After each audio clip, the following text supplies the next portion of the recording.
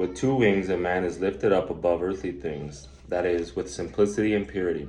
Simplicity must be in the intention, purity in the affection. Simplicity aims at God, purity takes hold of him and tastes him.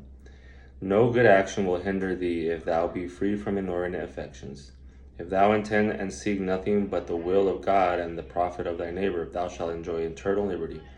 If thy heart were right, then every creature would be to thee a mirror of life and a book of holy doctrine. There is no creature so little and contemptible as not to manifest the goodness of God. If thou wert good and pure within, then wouldst thou discern all things without impediment and understand them rightly. A pure heart penetrates heaven and hell. According to as everyone is interiorly, so he judges exteriorly. If there be joy in the world, certainly the man whose heart is pure enjoys it. And if there be anywhere tribulation and anguish, an evil conscience feels the most of it. Romans 2:9.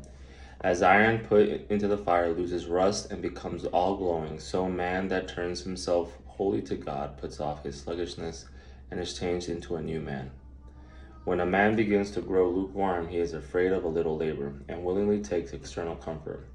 But when he begins perfectly to overcome himself and walk manfully in the way of God, then he makes less account of those things which before he considered burdensome to him.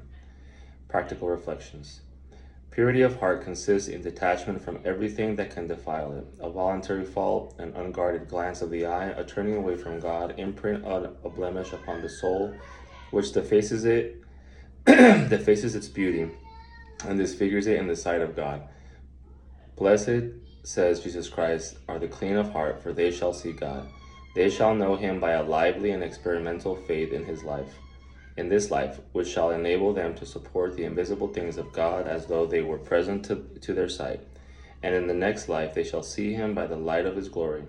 We must therefore be determined as far as we are able to, not to commit any known sin, much less to contract a habit of any kind that shall sully the purity of the soul, and make it a slave of self-love, endear it to the pleasures of sense, and render it incapable of elevating itself toward God.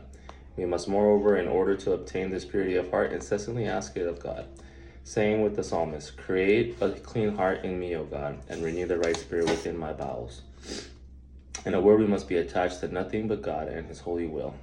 For all attachment to creatures tarnishes the beauty of the soul and renders it incapable and unworthy of being united with God. Prayer. O Jesus, who has so strongly recommended us in the gospel to become humble and simple as little children, if we would enter into the kingdom of heaven, grant us the state of holy and spiritual infancy and the simplicity of mind and purity of heart, which make us worthy